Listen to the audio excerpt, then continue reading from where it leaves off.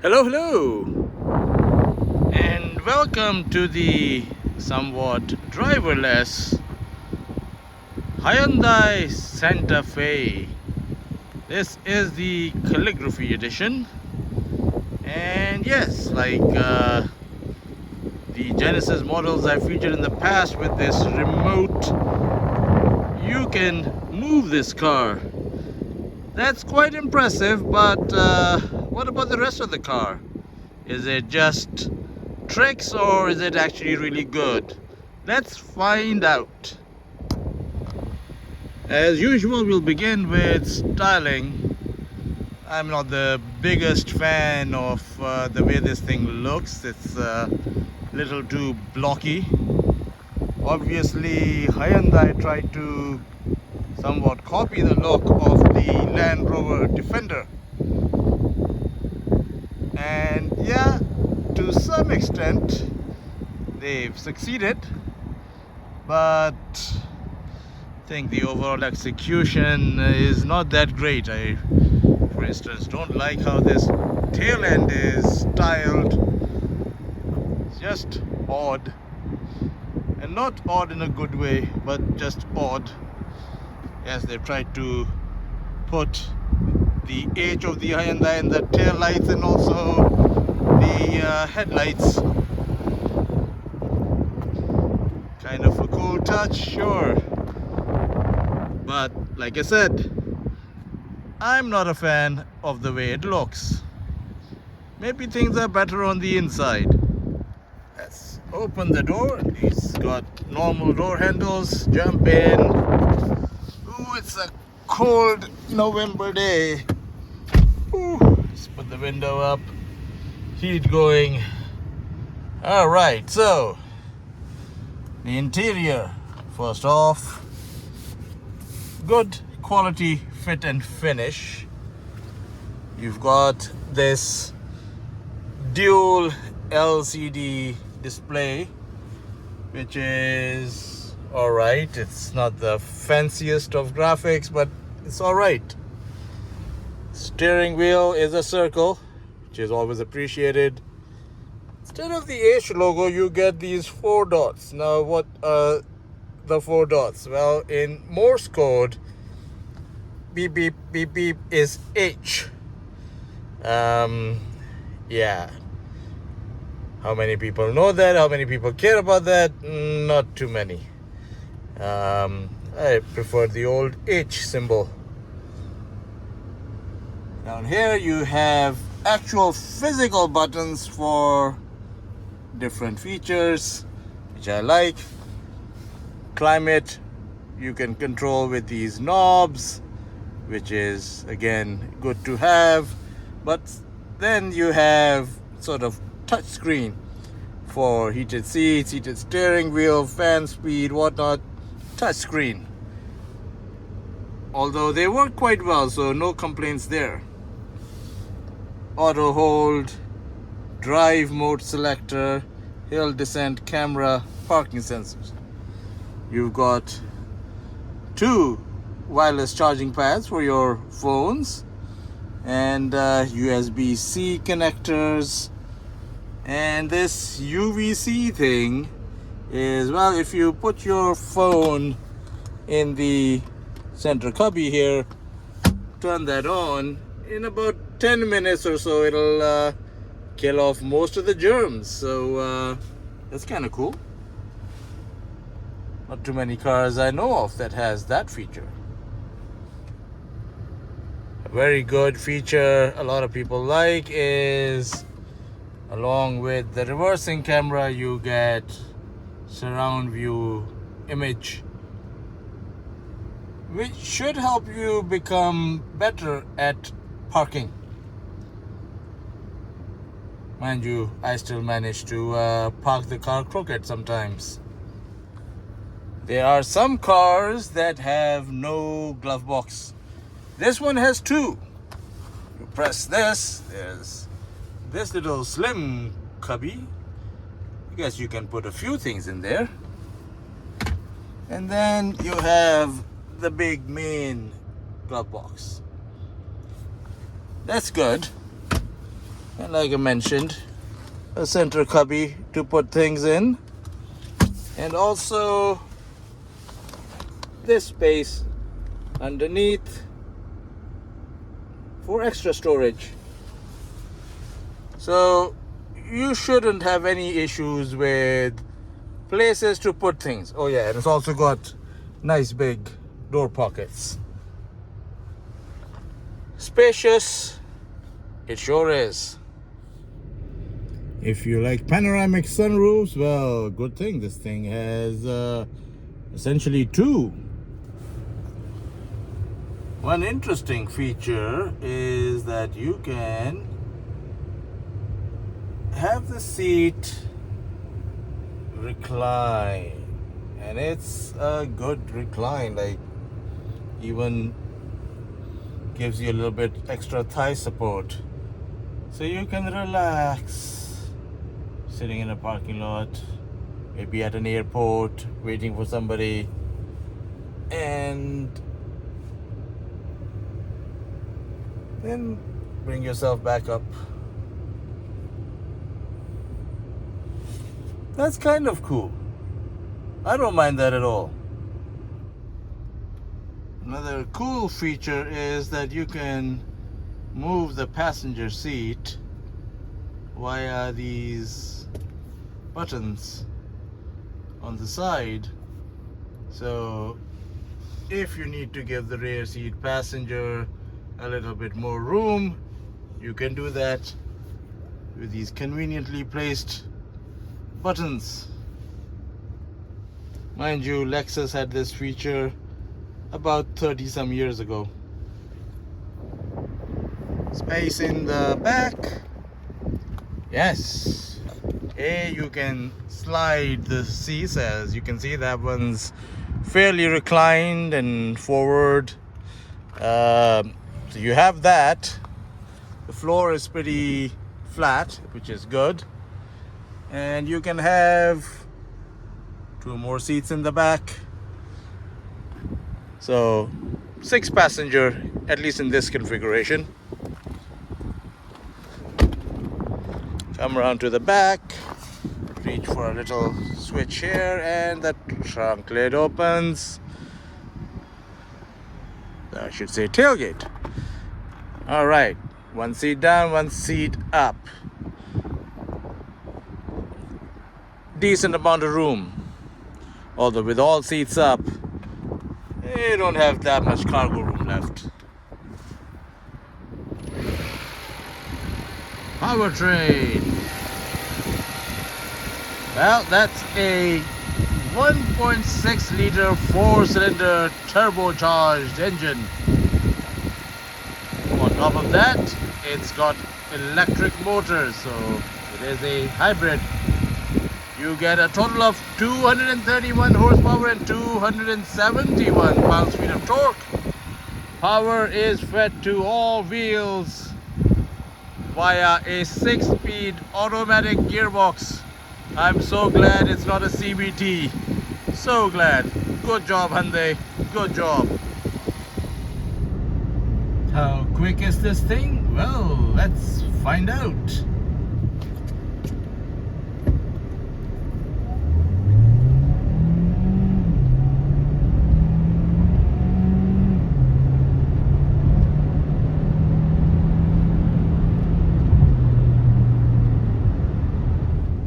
Okay, so as expected, this isn't going to set the road ablaze with its acceleration.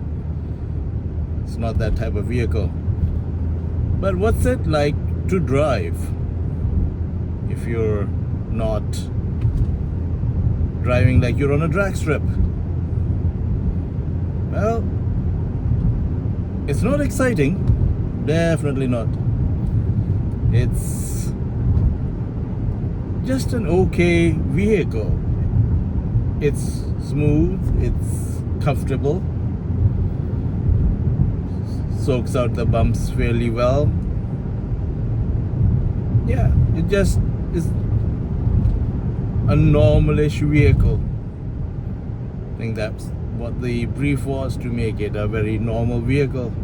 This is not a performance SUV. Thankfully, it's not dull either. It might not be exciting, but its controls are nice. I like the weight of the steering. You don't get much idea what the front wheels are doing, but it's still fairly predictable. You can chuck it into corners. Yes, of course, it's going to roll and wallow, but it's okay. I like the way the hybrid system is integrated. It cuts in and out so seamlessly that I think if you put the majority of the public in this vehicle, take them for a drive, not tell them what kind of vehicle it is, they wouldn't know it's a hybrid. They would not feel that lurching between the drivetrains. So they did that quite well. Picks up nicely. Yes, it might not be a rocket ship, but it's got more than enough acceleration to keep pace with everybody else. Maybe even outpace a few cars. I'm about to hit the highway, and I will take it out of sport mode and put it in sort of its normal mode. I don't really want to blast down the highway. It's not that type of vehicle. But on the highway, it has a few qualities that shine. It's got comfortable seats, so you're not gonna be in any sort of aches or pains covering distances in this vehicle. And then there is its party piece. It has adaptive cruise control with lane keep assist. It might not be as sophisticated as General Motors Super Cruise or Ford's Blue Cruise, but it still does quite a lot, which makes highway journeys quite easy. So I'm going to engage the cruise control. There, I've set it. I've got the cruise set at a decent lick.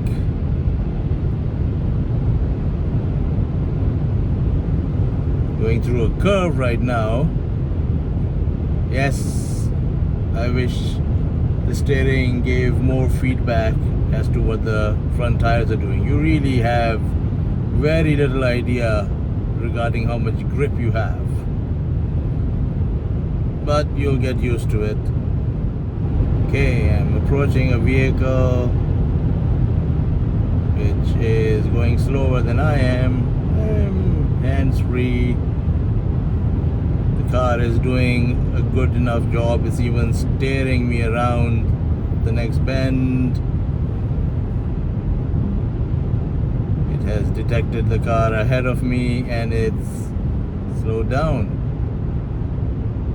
And it's still going around this bend. Now this system does want you A, to have your hands on the steering wheel, and B, pay attention to the road. But I've noticed that it'll allow you to go pretty much hands-free for 2 minutes. 2 minutes. You will be covering roughly 4 kilometers on the highway before it tells you or starts beeping at you that, hey, take control. I'm not an autonomous system. But the level of system we have, it's really good. It makes covering distances easy, especially at nighttime. Like, I particularly don't enjoy driving at nighttime. So a car that can take most of that fatigue out I appreciate that. Okay, off ramp. Yeah, had to slow down. The chassis is fairly decent. All-wheel drive grip also helps.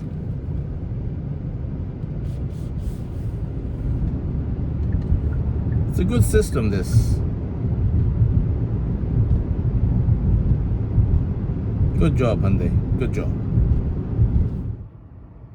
Fuel economy. Well, we base our test typically on 300 kilometers of driving.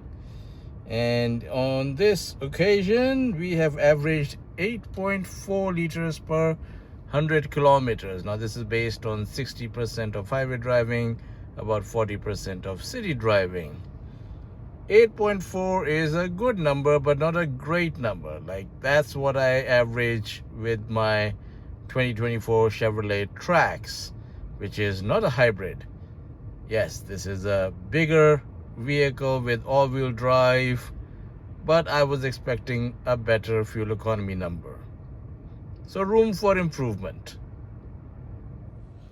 An interesting feature Hyundai has created on this Santa Fe is this little panel here, which is not standard on all Santa Fe's, but this Calligraphy edition does. It's got this little lock thing here, so when you've unlocked it, this thing goes in. Now, what does it do? Can you attach things to it? No, it's essentially there to give you a step to climb up on the vehicle. I've got a bad knee, so I won't climb up, but that's what it's for. Useful? Useless? Let me know in the comments below. Another odd feature is the gear selector, which, as you can see, is not here. It's not on the dashboard. It's here behind the steering wheel there. Well, fairly close to your right knee. I guess it won't really bump into your right knee, but close enough. It's my good knee. It's my only good knee left, so I don't want anything close to it. So I wish it wasn't there. And it doesn't move up and down. It's rigid. How do you select gears? Well, you hold on to this, you push it up or twist it up and it's drive, twist it down, it's reverse, and then you push it at the end to put it in park. I'm not a fan of this setup. It kind of works, but I'm not a fan of this setup. Price, well, this Santa Fe Hybrid Calligraphy Edition with freight and PDI is yours for just over $59,000 plus taxes. Yeah, that's quite a lot for a Santa Fe. And for that price, I wish it had, hold on, getting there. I wish it had a power adjustment for the steering wheel. Look, it's a lever you have to pull down and then do your tilt and telescopic function. Yeah, they should have done that. Is it overpriced? Yeah. It's a nice vehicle. I don't think I want to pay nearly $70,000 for the on-road price of this. Verdict. So, what do I think of the 2025/2026 Hyundai Santa Fe Hybrid, especially in this calligraphy trim? Well, I think as a daily driver, it does a fairly good job. It's comfortable, it's spacious, it's fairly fuel efficient. Hyundais are also quite reliable. So it ticks all those boxes. It's not exciting to drive. I don't think many people expected this to be exciting to drive, but yeah, it really isn't. But it's not dull either. It does your daily grind quite well.